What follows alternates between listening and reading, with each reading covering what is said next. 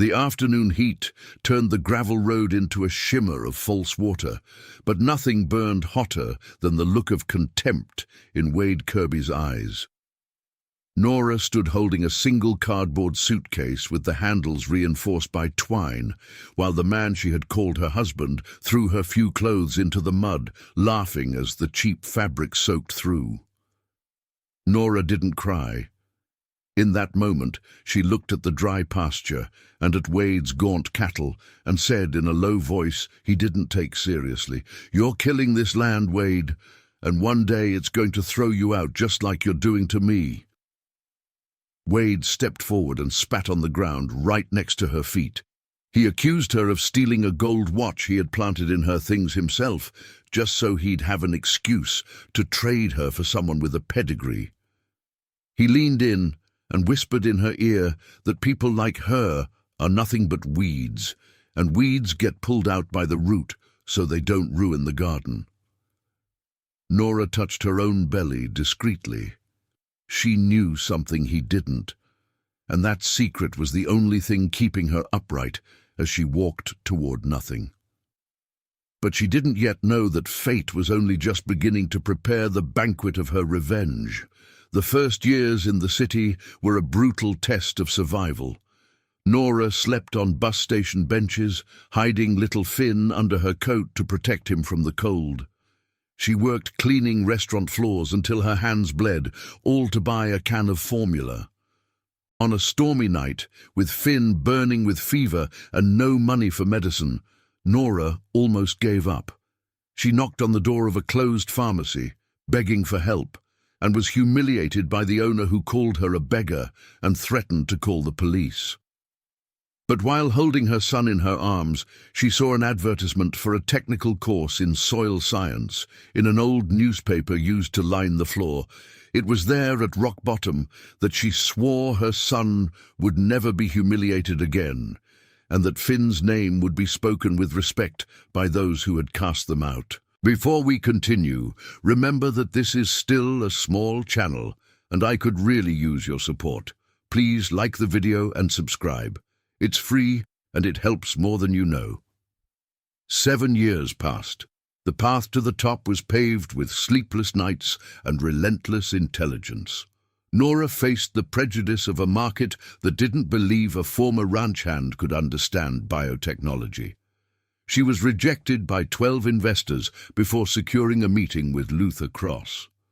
That day, she wore her last pair of intact shoes, but her charts on soil remediation were flawless. Luther tested her, tried to diminish her proposal, but Nora didn't back down.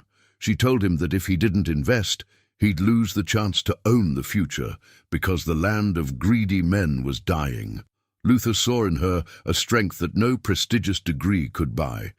But what Wade didn't know in his blind arrogance back at the ranch was that the biggest mistake of his life was about to knock on his door, dressed in silk and carrying an eviction notice.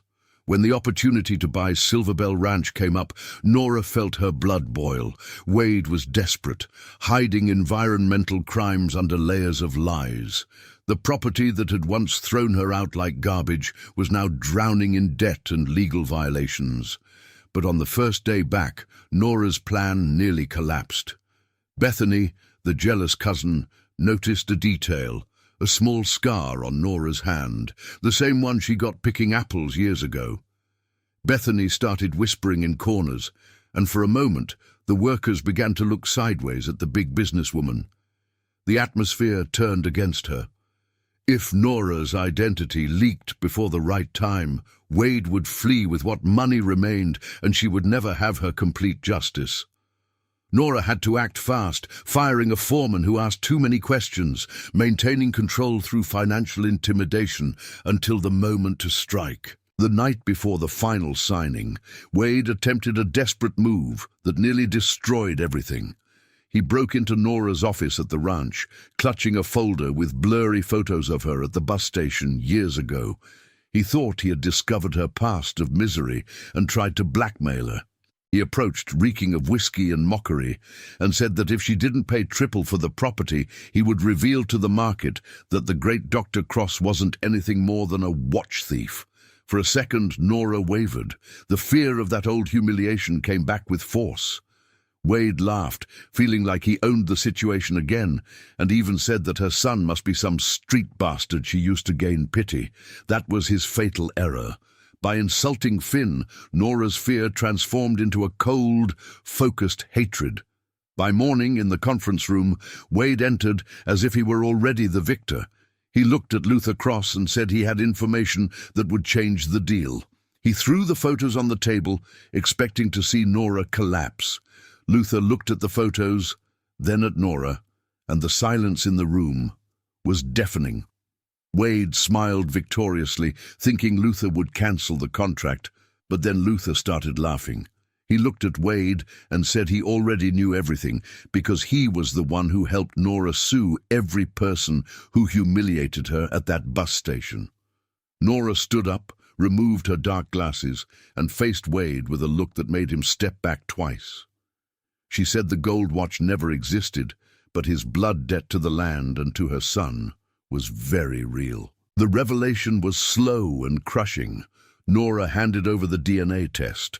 She explained that the ranch wouldn't be purchased, it would be seized. Luther's group had already bought Wade's bank debts, and the collateral was the land itself. Finn entered the room, and Wade's shock was visible as he saw a copy of himself, but with eyes that overflowed with contempt. Nora revealed that she knew about the illegal pesticide dumps Wade was hiding. She gave him a choice: leave with only the clothes on his back, or wait for the environmental police van that was already at the gate. The man who thought himself a king collapsed in his own chair, realizing that his greed had dug his own grave. In front of all the workers, Nora announced that Silver Bell Ranch would now be a cooperative under the management of those who actually sweated on it. She handed Wade the same cardboard suitcase from 7 years ago. Inside was only the fake gold watch and a note that read, "The weed you tried to pull is now the owner of your garden." Wade left the ranch on foot under the scorching sun, exactly as Nora had.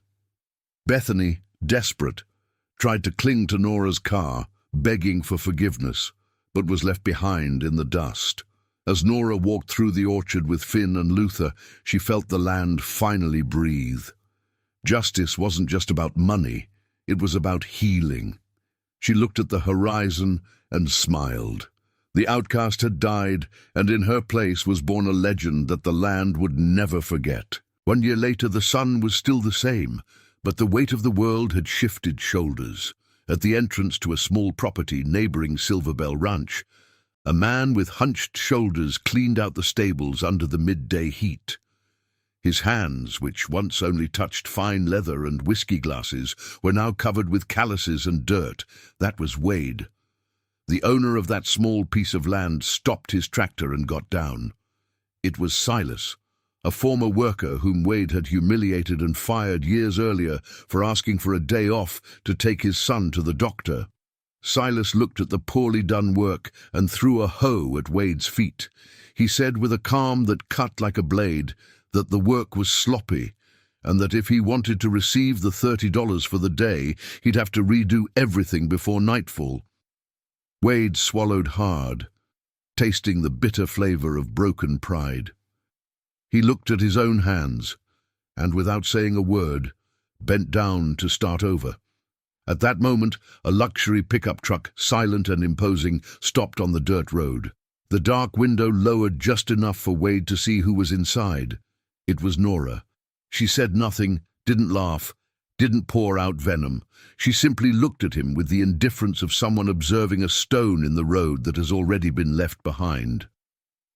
Next to her, Finn, the son who was now learning to read the land with love, pointed to a tree that was blooming. Nora smiled at her son, raised the window and continued on, raising a cloud of dust that covered Wade's face. He coughed, wiping his eyes with the sleeve of his worn shirt, and realized that the worst punishment wasn't poverty or hard work. The worst punishment was knowing that the world continued beautiful and prosperous, but that he was no longer part of it. Silas shouted from the barn, telling him to hurry up because the cattle didn't wait for those who were lazy. Wade took a deep breath, gripped the hoe, and returned to work. The land had spoken, and Wade Kirby would spend the rest of his days listening. "I'll be back with another story next week." The hoe hit packed earth that hadn't seen proper care in months, and Wade's shoulders screamed with pain he'd never known existed. Sweat pooled in the hollow of his collarbone, mixing with dust until his skin wore a second layer of grime. He had tried, in those first weeks after leaving Silverbell, to find work that matched what he believed was his station. Ranch manager, livestock consultant, anything where he could bark orders instead of following them. But Luther Cross's network was vast and vindictive. Every door slammed before Wade could even finish introducing himself. The story of his downfall had traveled faster than wildfire through dry brush, and in agricultural circles, his name had become synonymous with greed and failure. Silas returned an hour later, inspecting the stalls with the critical eye of someone who'd spent decades doing this work properly. He ran a finger along a support beam Wade had supposedly cleaned, showed him the streak of manure still clinging to the wood, and shook his head. "My 7-year-old granddaughter does better work than this," Silas said flatly. "You're staying an extra 2 hours, no additional pay, until it's done right." Wade opened his mouth to protest, then caught himself. The old Wade would have exploded, would have threatened lawsuits and made veiled comments about knowing people in high places.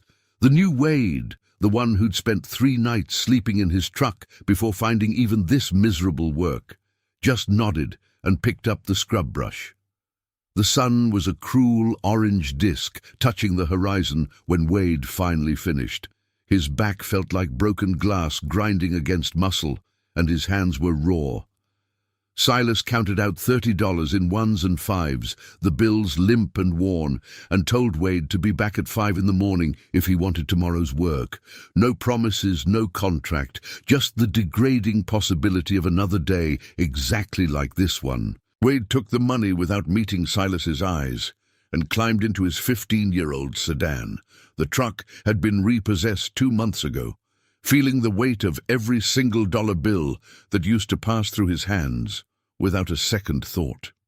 He drove to the boarding house where he rented a room by the week, a sagging structure on the outskirts of Millerton where the plumbing rattled and the other tenants were either seasonal workers or people nursing addictions they couldn't afford to treat.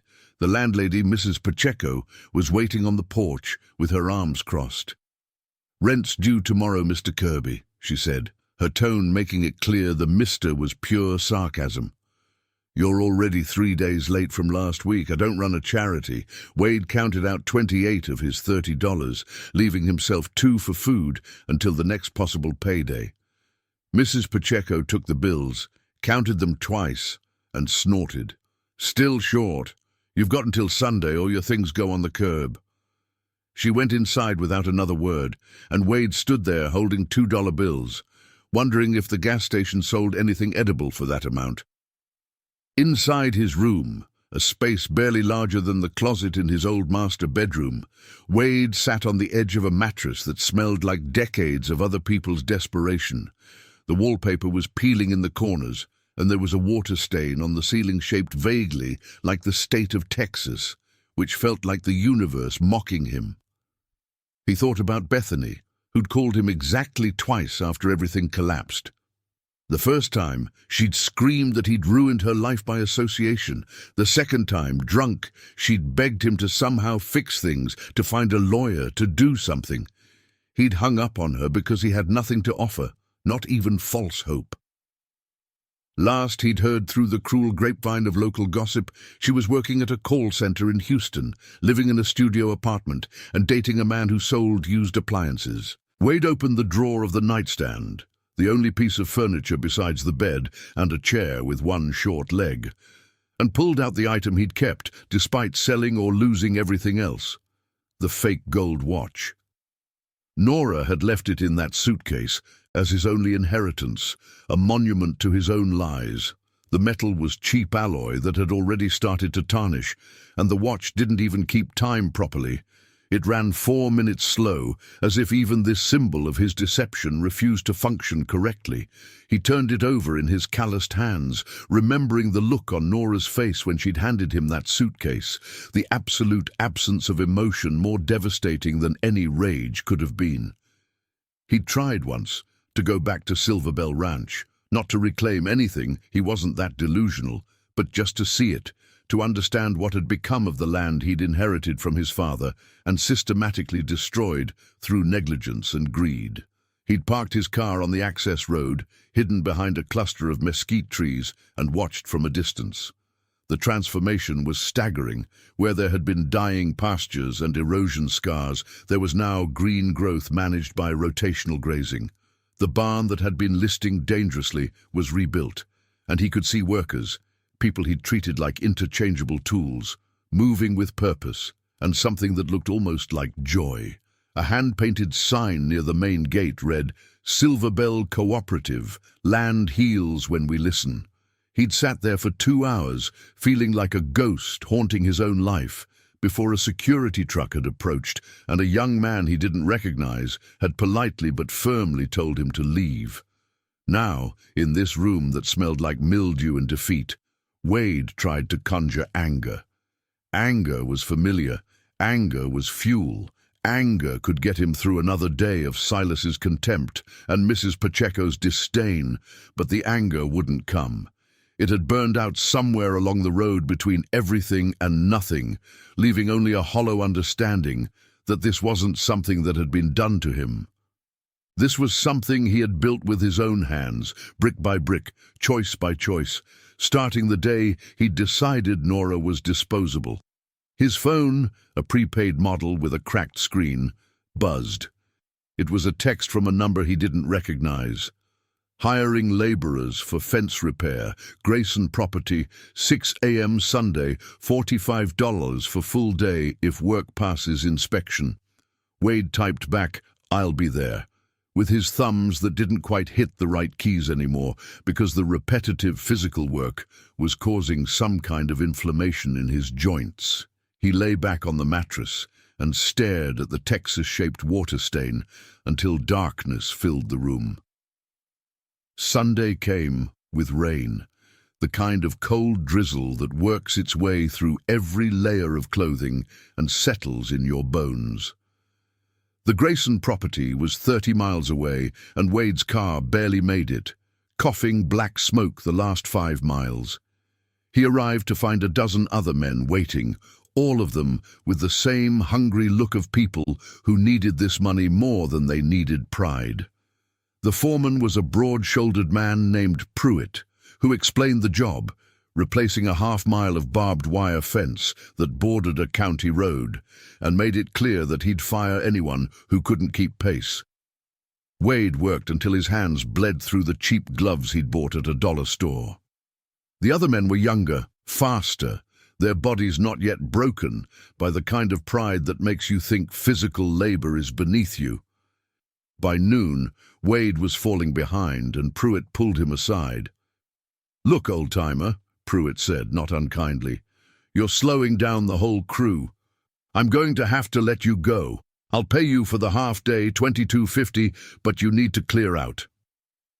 Wade took the money, climbed back into his dying car, and sat there while the rain drummed on the roof. $22.50. The cost of a single bottle of the bourbon he used to drink. The tip he'd leave without thinking when he'd take clients to dinner in better days. He started the car, and it sputtered twice before the engine caught. The check engine light glowed like a judgment, and Wade drove back to Millerton with the radio silent because he couldn't bear the cheerful voices of people discussing their normal lives. 2 months later, Mrs. Pacheco made good on her threat. Wade came back from a day of cleaning out drainage ditches, a job that paid $8 an hour and left him covered in fetid mud, to find his few possessions in a black trash bag on the curb. She'd changed the locks. He knocked, and she spoke through the door, saying he owed 3 weeks' back rent and she was done waiting. Wade picked up the trash bag and walked.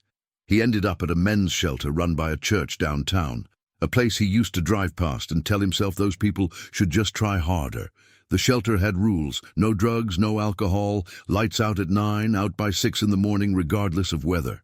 Wade slept on a cot wedged between a man withdrawing from methamphetamine and a Vietnam veteran who screamed in his sleep. The food was donated, the showers were communal, and the volunteers looked at him with pity that made his skin crawl. But he ate the watery soup and the stale bread because the alternative was not eating. He showered with the thin bar of soap they provided because the alternative was not being clean. And he lay on that cot at night, listening to the symphony of other broken men, understanding that this was his life now, not a temporary setback, not a phase before the comeback. This was the destination. It was a Wednesday afternoon, unremarkable in every way except that it was the day Wade Kirby finally understood he was never going to claw his way back. He was sitting on a bus stop bench. He'd sold the car 2 weeks earlier for $500 to cover a medical bill after he'd collapsed from dehydration on a job site, waiting for the number 7 to take him to a landscaping gig that might or might not actually hire him. The sun was bright, and across the street he saw them. Nora and Finn walking out of a restaurant, the kind of place with white tablecloths and a valet. They were laughing about something, Finn's face bright with the confidence of a child who'd never known hunger or fear. Nora's hand was on his shoulder, protective and proud, and Wade understood in that moment what he'd actually thrown away. Not the money, not the land, not even his reputation. He'd thrown away the possibility of being a person someone could love without conditions. He'd thrown away the chance to be the kind of father whose son looked at him the way Finn looked at his mother. He'd thrown away his own humanity in exchange for a version of success that evaporated the moment it was tested. Nora and Finn climbed into a truck, a sensible, well-maintained vehicle, not ostentatious but solid, and drove away. They didn't see him. He wasn't even a blip on the periphery of their beautiful, hard-won life. The bus came, and Wade got on, paying his fare in quarters, heading toward another job that would break his body a little more in exchange for just enough money to survive until the next one. The land had spoken, and Wade Kirby spent every remaining day of his life listening to its verdict. You were given everything, and you chose nothing. Now, nothing is all you'll ever have. You'll ever